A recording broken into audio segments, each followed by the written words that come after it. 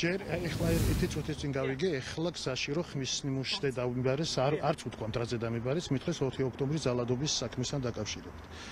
რაც შეეხება ხმის ნიმუშს, 1000% ფალსიფიცირებული, არათუ სიტყვა ბგერა არ არის ჩემი.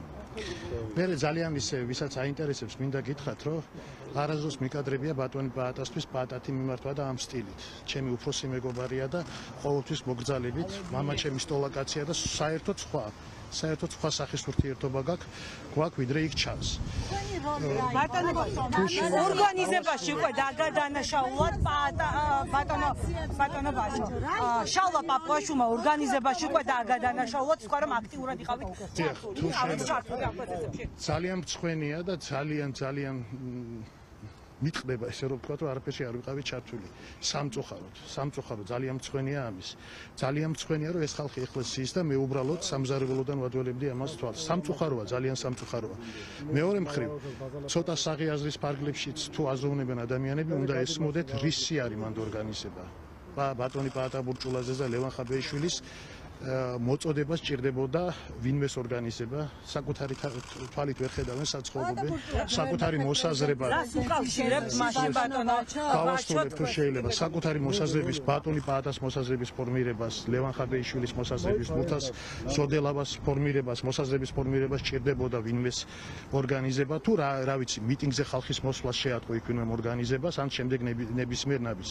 დავასრულებ თუ შეიძლება. ჩემის აზრით უბრალოდ აქ საუბარია ერთ ძალიან მარტივ რამეზე, მინდა ჩემ მოსაზრებას გაგიზიაროთ, რადგან მომიწია ესე საუბარი ამ თემაზე, რომ რეჟიმს უბრალოდ არ უნდა დაინახოს მარტივი ჭეშმარიტება, რომ საქართველოში არსებობენ პატრიოტი ადამიანები, ისეთები როგორიც არის ბატონი პაატა, მურთაზი, ლევანი, სხვები და რომლებსაც არ ჭირდებათ იმისთვის, რომ რაღაც სამოქალაქო მშვიდობიანი აჯანყება მოაწყონ ვინმეს კადმახი, ვინმეს რაიმე სახით ორგანიზება ან რამე. აბსოლუტურად ყველამ როგორც თქვენ ნახეთ, ისე ხედავდი მეც. სამწუხარო ის არის ჩემთვის.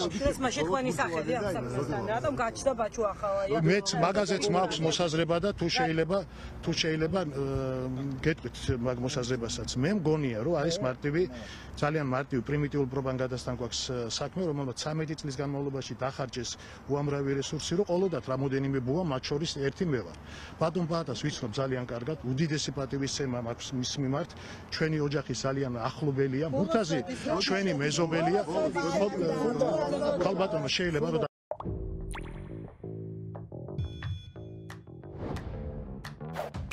შეიძლება მე გადავწყვეტ ვის უპასუხო. შეიძლება?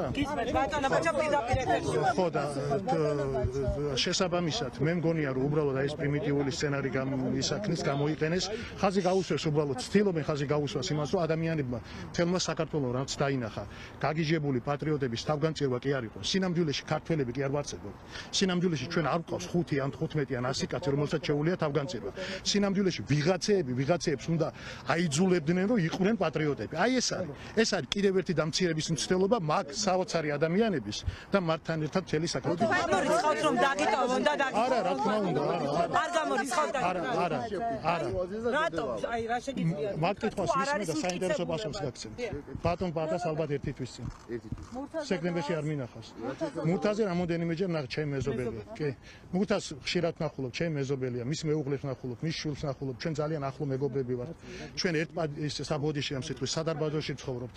და ხშირად ერთმანეთთან გვაქვს. რატომ არ გამორიცხავთ დაჭერას ამაზე რომ რატო არ უნდა გამოვრიცხო, ხო? აი როგორც გითხარით იმ კონცეფციის ნაწილია, ხო? იმ მე როგორც ადამიანს, როგორც ჩვეულებრივ უბრალო ადამიანს, პატრიოტს ამ ქვეყნისა ძალიან მწვენეა რომ იქ საერთოდ არ ვიყავ. ძალიან მწვენეა რომ აი აქ ვდგევარ ეხლა და 2012 აი იმის გამო რა თქმა უნდა ეხლა მე რა ჩვენ გვითხრეს ყველას, მთელ საქართველოს გვითხრეს სამი ვარიანტი. არა აქვს მნიშვნელობა 4 ოქტომბერთან დაკავშირებით თუ 7 ოქტომბერთან დაკავშირებით. გასაგებად გვითხრეს ხალბატონო ძალიან გთხოვ, ბოდიში თუ შეიძლება დავასრულოთ ეცამი.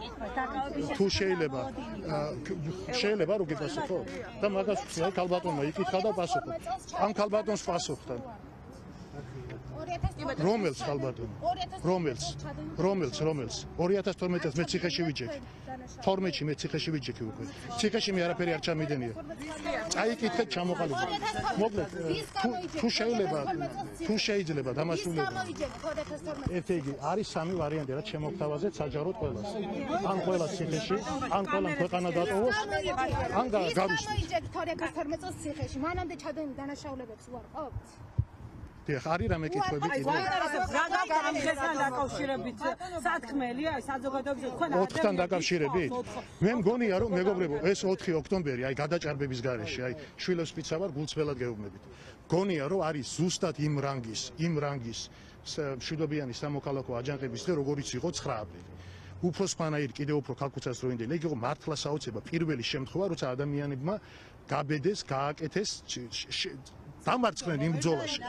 ვერა. მე მოხიბლული ვარ. პარდონო. მაგისტრატი მოსამართლეს. გეტყვით მაგაზეც.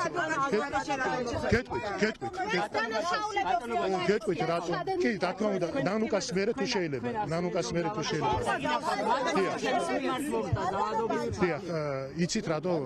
ძალიან მარტივი მიზეზის გამო. მე ზოგადად უყურებ ხოლმე რაღაცებს რომ ათვალიერებდი. ადამიანურად ძალიან მაღიზიანებდა ხოლმე ვიღაცა რომ გამოხდება და პროკურატურაში არ მივა მოვიდეს სასამართლოსთან. რა განსხვავებას ნახულობთ ამაში? ადვოკატი რაჭერად მიჭირდება? რა ადვოკატი არსებობს, სასამართლო არსებობს, კანონი არსებობს თუ რა? რამე არსებობს? არაფერი არ არსებობს. შესაბამისად, ფარსში მონაწილეობას არ მიიღებს. ადვოკატური